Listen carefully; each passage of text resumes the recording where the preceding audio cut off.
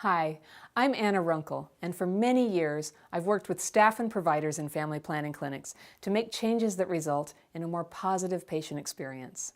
Patient experience is a buzzword in healthcare these days. Delivering a great experience, we now know, is not just about patient satisfaction. It can strongly influence health outcomes and make the difference between a stressful workday and a day that's filled with purpose, teamwork, and the joy of making a real difference in people's lives. Patient experience can also dramatically impact the overall success of your agency. More than ever, healthcare systems are focusing on quality, and it's important that we do our best to exceed patients' expectations throughout the visit. In this video, we're going to look at 5 simple skills that can help you quickly improve your interactions with patients. Let's look at what they are. 1. Make a welcoming statement. 2. Use friendly words and tone of voice. 3. Demonstrate empathy. 4. Put things in the positive. And 5. Offer options. We'll show you some common ways things can go wrong in a patient interaction at the front desk, in the back office, and in the exam room. And then we'll see how these 5 skills can turn it all around. No, we can't do that. Like I said, we can't do that. This is Margot, and she floats from the front desk to the phones to the exam room. Like a lot of clinic staff, she's dedicated to delivering great care to patients, but she does a lot of multitasking, and that means she's often in a hurry with patients. Let's watch how she handles it when a patient drops in and wants to be seen. Can I help you? Yes, I think I need to be seen. I was here a couple weeks ago and I had an infection. I think it's back. Do you have an appointment? No, when I was here last, they told me to just drop in if my symptoms came back. Let's see. He might have something at 5. He told you to just drop by? He said to call or drop in. I was on antibiotics, but they weren't working, or they were at first, but... Yeah, it's just that we don't really have anything today. What's going on? Is it a UTI or something? Yeah, I think it's back. It's pretty bad. Okay, well, we'll probably need to get you in today, but I mean, you're going to be waiting for at least an hour, and I can't really guarantee when he'll be able to see you. Okay. Yeah. So what's your name? Sally Pearson. Okay. I'll get your chart. You can take a seat, and I'll let you know what he says. Thank you. Okay, so how was that compared to the front desk where you work? Margot maybe didn't demonstrate the best front desk skills you've ever seen, but her words and actions were not all that unusual. But let's look at it from another angle, from the point of view of the patient. For Sally, this encounter actually made her feel, what, bad? I mean, here the doctor told her to just come by if symptoms came back, and they did, so she came back, and now Margot's barely hiding that she finds Sally to be a real pain. Have you ever been made to feel this way? I'm going to bet you have, because in any workplace where there is not an explicit focus on the patient experience, policies and behaviors will tend to creep towards what is convenient for staff. It doesn't mean we're bad people. It's just human nature.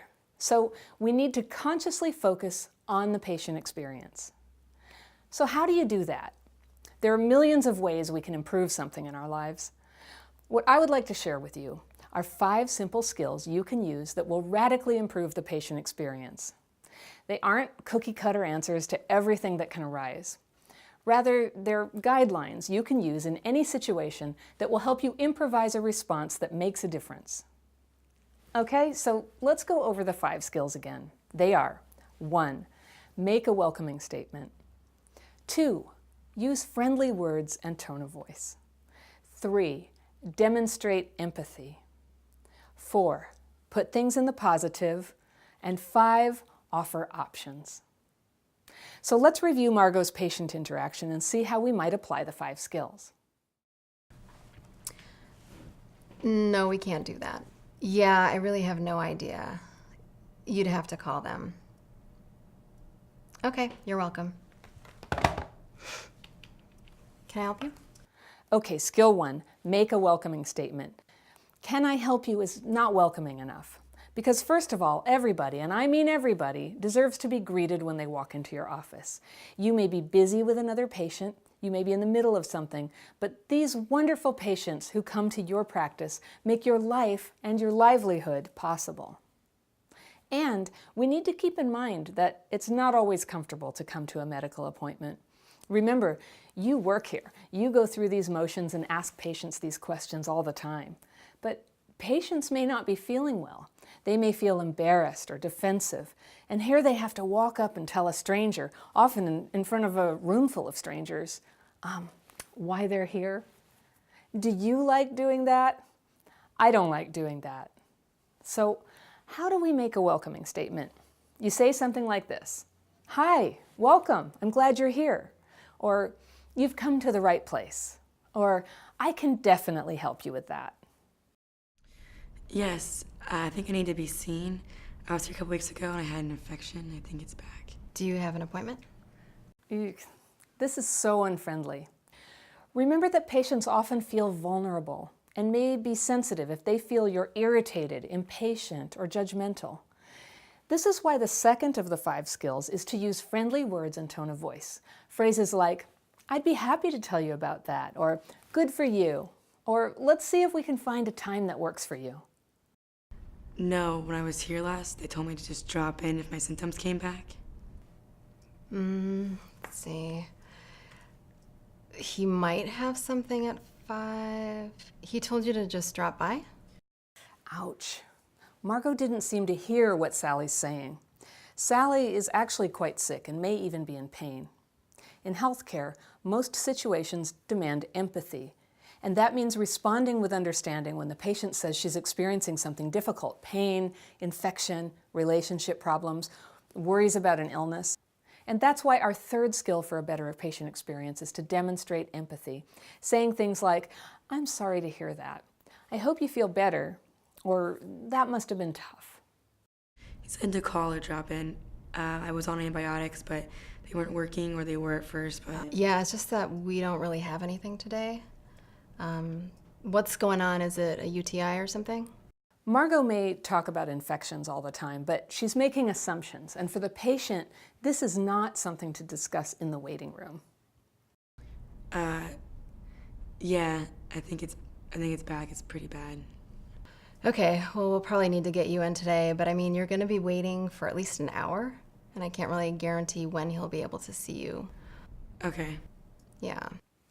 Oh, so negative. We don't have anything. You're going to be waiting at least an hour, or I can't guarantee he can see you.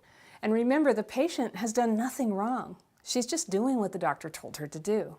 That's why it's important to put things in the positive. Even when you have to explain something that's unhappy or inconvenient, there's a way to make it positive. You can say things like, "There are no more appointments available that day, but what we can offer you is," or "We don't have that treatment available here, but we do have..." So what's your name? Sally Pearson. Okay, I'll get your chart. You can take a seat, and I'll let you know what he says. Thank you. How do you feel when you have no choice? Depressed? Resigned? Angry? The sense of being stuck, having no choice, is actually the #1 cause of a rage reaction in a customer or patient situation. Having options is a basic human need. And it's also reality. If you can't give your patients some choices about their health care, then they might just exercise their choice to go somewhere else. So the 5th skill for delivering a better patient experience is to offer options. Even when you have an absolute rule, you want to avoid saying you have to fill in the blank. Instead, you can say, "For patients who want this, we ask that this." Or, "I can tell you about the procedure, the cost, and the medication available. What would you like to hear first?" Or, "What time of day is best for you?" Okay, so those are the 5 skills. Now, you want to see how that scene plays out when you use the 5 skills? Let's watch.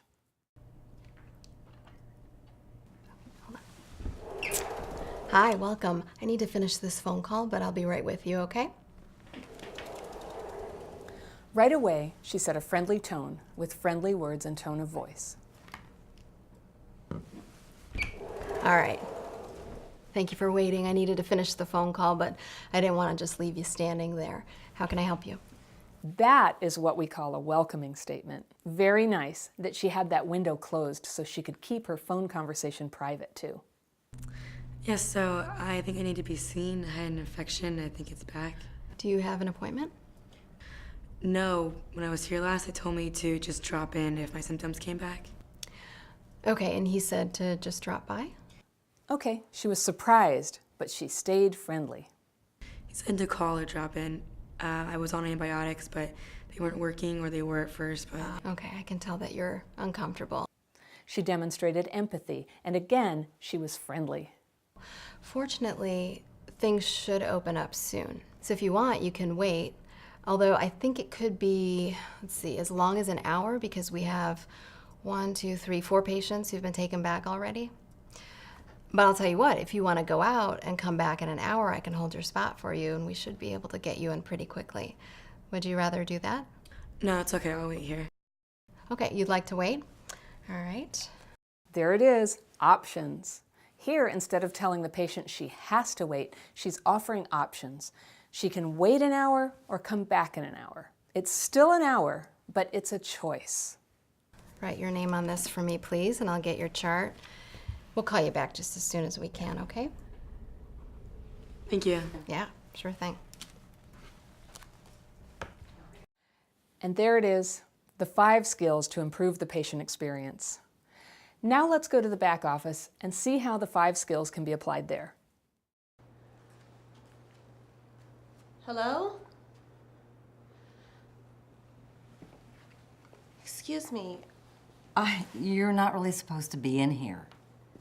I'm sorry, I have this urine that... Well, actually, you leave that in the urine cut-through in the bathroom. I'm sorry, where am I supposed to leave this? Here, let me take that. If you could wait across the hall, take a seat there, and I'll be with you in a sec. Okay.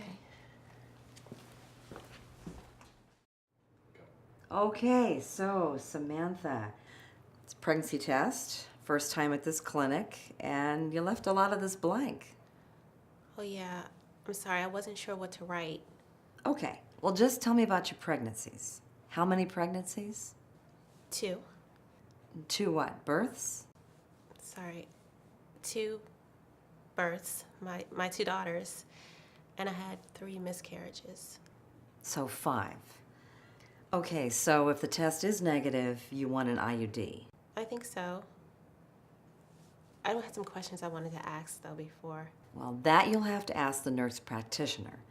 All right, so let me check your test result and we'll go from there, okay? Okay, thanks.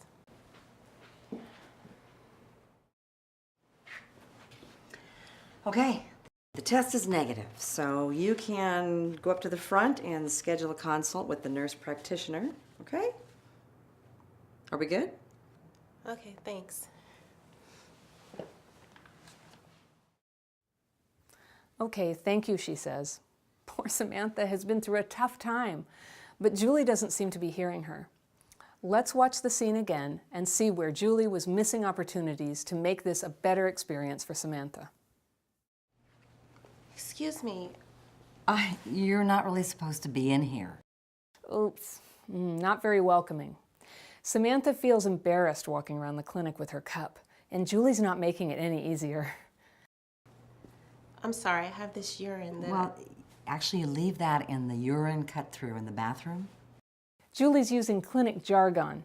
It's not friendly to embarrass that patient with words she has to ask you to define.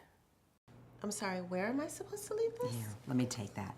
If you could wait across the hall, take a seat there, and I'll be with you in a sec. Okay. Okay, so Samantha, it's a pregnancy test, first time at this clinic, and you left a lot of this blank. That is a negative statement. You left a lot of this blank. Oh yeah, I'm sorry, I wasn't sure what to write. Okay, well, just tell me about your pregnancies. How many pregnancies? 2. 2 what, births? Sorry. 2 births, my 2 daughters, and I had 3 miscarriages. So 5. Oh no, Julie completely ignored what Samantha just disclosed. 3 miscarriages. This is what it looks like to speak without empathy or patience. Okay, so if the test is negative, you want an IUD. I think so. I had some questions I wanted to ask, though, before. Well, that you'll have to ask the nurse practitioner. All right, so let me check your test result and we'll go from there, okay? Okay, thanks. Boy, Samantha is an awfully nice person to keep saying thank you when she's treated with so little empathy. Let's see what can happen when Julie applies the 5 skills. Excuse me. Oh, dear. I did not mean to leave you walking around with your cup. Right away, Julie is demonstrating empathy, showing that she's paying attention to how another person feels. You know, if you're ever leaving a sample with us, you can just use this nifty little door we have. It's between the bathroom and the lab, and you don't have to walk around carrying your cup. Oh, I'll definitely remember that next time. Great! Julie starts their interaction by making the patient feel welcome and using friendly words and tone of voice, and turns an embarrassing moment into an opportunity for warmth and humor. Thank you. Samantha, I need just a minute to set up your test, so if you want to take a seat across the hall in that little room, I'll come join you. We'll go over your history while we're waiting for the results of the test. Okay. Okay. Thank you. All right.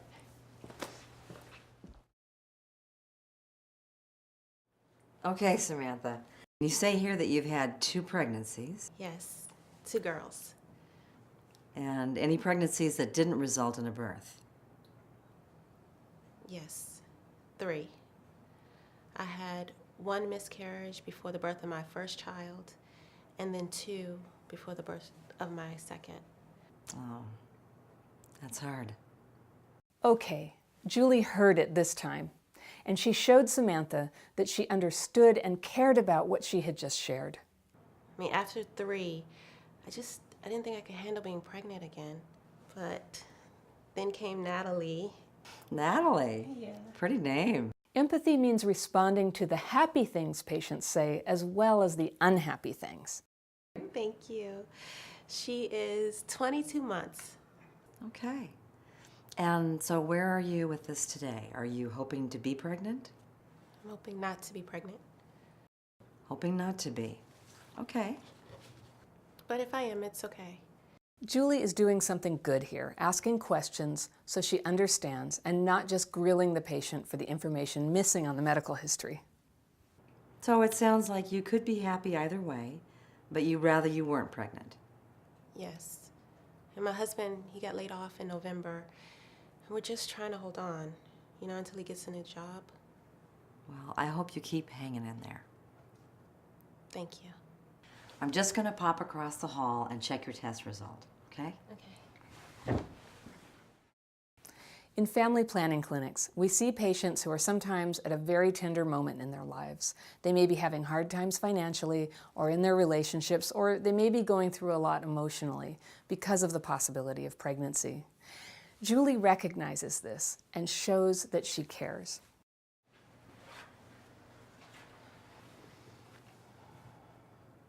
The test is negative. Julie takes her time to make a connection with Samantha before delivering the news. Negative. That's good. So you said you were interested in an IUD. Yes, I am.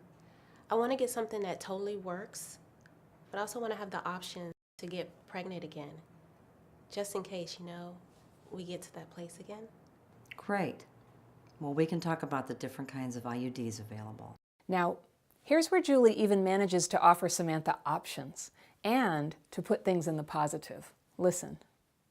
And if you want, I can go up to the front desk and we can see if we can get you into the nurse practitioner today for an insertion. Otherwise, we can discuss the different kinds of birth control you can use until you can come back again. Sound good? That's perfect. Thank you. Wasn't that nice? Now, let's look at one more interaction, this time in the exam room. Anna. Hi, I'm the nurse practitioner. My name is Laura. Hi. So Rachel tells me that you want another birth control method. Yes, I just don't like taking the pills. I don't like the way they make me feel.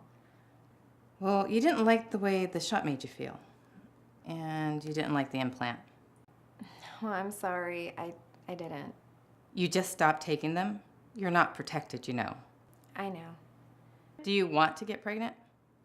No, honestly, I just don't think that I like taking the hormones. I hear so many women say that, but we have lots of patients here that take the low-dose pills very successfully. Maybe we can just clear up what you believe about the pill and get you protected as soon as possible. Anyways, at some point, you have to pick a method and stick with it. It's either that or get pregnant. Okay, well, I guess I'll just keep taking the pills then. Laura seems like she's actually a good nurse practitioner, but she's so sure she knows what's right for Anna that she may be putting her at risk for unintended pregnancy. That's a quality issue and a patient experience problem. Let's consider the 5 skills and where Laura has the opportunity to apply them. Anna. Hi, I'm the nurse practitioner. My name is Laura. Hi. So Rachel tells me that you want another birth control method. Yes, I just don't like taking the pills. I don't like the way they make me feel. Well, you didn't like the way the shot made you feel. And you didn't like the implant. The patient is being responsible and coming back to try to change her birth control method. But instead of making her feel welcome and validating her, Laura's trying to make her feel guilty about coming. Well, I'm sorry, I didn't. You just stopped taking them? You're not protected, you know. Laura is sincerely worried that Anna isn't protected, but her tone is hostile. I know. Do you want to get pregnant? No, honestly, I just don't think that I like taking the hormones. I hear so many women say that, but we have lots of patients here that take the low-dose pills very successfully. Maybe we can just clear up what you believe about the pill and get you protected as soon as possible. Here, Laura is trying to say what she has to say as nicely as she can, but she basically thinks the patient is wrong and that she's not capable of choosing the right option. Anyways, at some point, you have to pick a method and stick with it. It's either that or get pregnant. Oh, not true, Laura. No one has to choose a method. Okay, well, I guess I'll just keep taking the pills then. In this scene, Anna wasn't given the option to make her own decisions. The nurse practitioner was pushing her idea of what was best, and she was being negative about Anna's reasons for wanting a change. Anna had gone to a lot of trouble to get an appointment and seek a better method, but in the end, she just gave up. When patients are treated negatively or told what they have to do, a few of them will get angry and push back. But most will say nothing. They'll appear to go along with whatever they're told because they don't want to have a conflict or because they don't see themselves, yet anyway, as being in charge of their own health care. But make no mistake, the consequences of a poor patient experience are still there. Let's see how things can go differently when Laura validates the patient and her concerns with welcoming statements and then offers her options about what to do next. Hi, Anna. I'm the nurse practitioner. My name is Laura. So Rachel tells me you're having some side effects with your pills and you want to change your current method? Yes. Okay, great. We definitely want to find something that you're happy with. So can you tell me what's going on with your current method? Well, I was kind of hoping that the low dose would decrease the side effects, but I'm spotting all the time, and I'm still having those same feelings that I didn't like with other methods that I've tried. Can you describe that? Just like, ugh. Like depressed or tired? Yeah, just kind of like, bleh. Well, we definitely don't want you to feel bleh. No, I want to feel good. And you've tried the shot, which? Same thing. And the implant? Mm-mm. Okay, I'm glad you came in here and told me that. We're just going to keep plugging away at this until we get something that works for you. All right? Okay. Is there another method you'd like to try? Would you like me to talk about some other choices? Sure. So there it is. Laura applied all 5 skills and turned the entire visit around. We hope this video has inspired you to put the 5 skills into practice.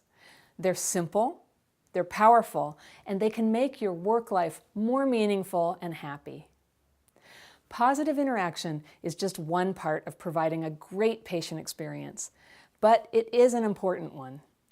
Keeping these 5 simple skills in mind can help you maintain a focus on making every patient experience a great one.